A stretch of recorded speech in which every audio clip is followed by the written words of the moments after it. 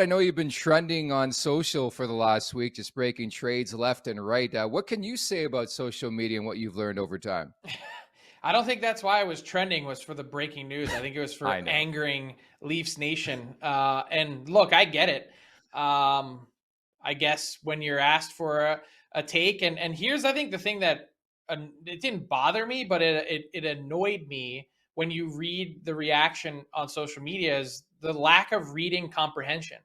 Here was my point with the player profile that we did earlier last week on Ryan O'Reilly before the trade went down was yes, I still believe that O'Reilly is a quintessential deadline piece that can help a team get over the hump. But I also think it's possible that you overpay for that player. And when you look at the return that the Flyers got for Claude Giroux last year, I had pegged in that story as, the sort of ideal type of ceiling that I thought the Blues could get for O'Reilly. And instead, what they got was way north of that. And you could say, well, they also added in Noel Acciari. And my argument would be, well, Noel Acciari doesn't really solve any significant needs for the Leafs. He just sort of fills a void, right? He's just there. There wasn't like a positional need to go out and get him. So I get where the criticism is. My only point is that based on the way Ryan O'Reilly had played to this season prior to the trade, he did not seem to be on a path to warrant the type of return that the Toronto Maple Leafs paid.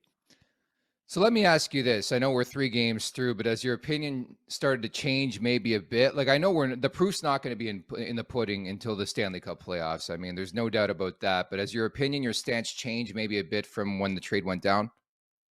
No, I mean, look, I don't care if he scores 60 goals between now and April 14th. The only thing that's going to matter is what do the Toronto Maple Leafs do in the playoffs? And that's really what's made these regular seasons so meaningless for the Leafs is as long as you get in, it doesn't really matter the position that you're in. If your team is good, which the Leafs have been for the last number of years, racking up 100 points plus, if you don't have anything to show for it at the end of the day, it doesn't matter. And here's the other part and point that I would make is there's been lots of talk, Nick, in recent days of what would the Leafs need to do in order for this trade to be successful. And people have said, well, you got to re-sign him. He can't just be a rental. And personally, I don't see an avenue for that, Nick, because if you re-sign Ryan O'Reilly, provided that he's not taking a 1-year, $1 million deal, which I don't think he's at that stage in his career. And I think the talks that he was having with the St. Louis Blues indicate that he doesn't believe he's there either. Then if you're going to keep him, then you got to say goodbye to Michael Bunting.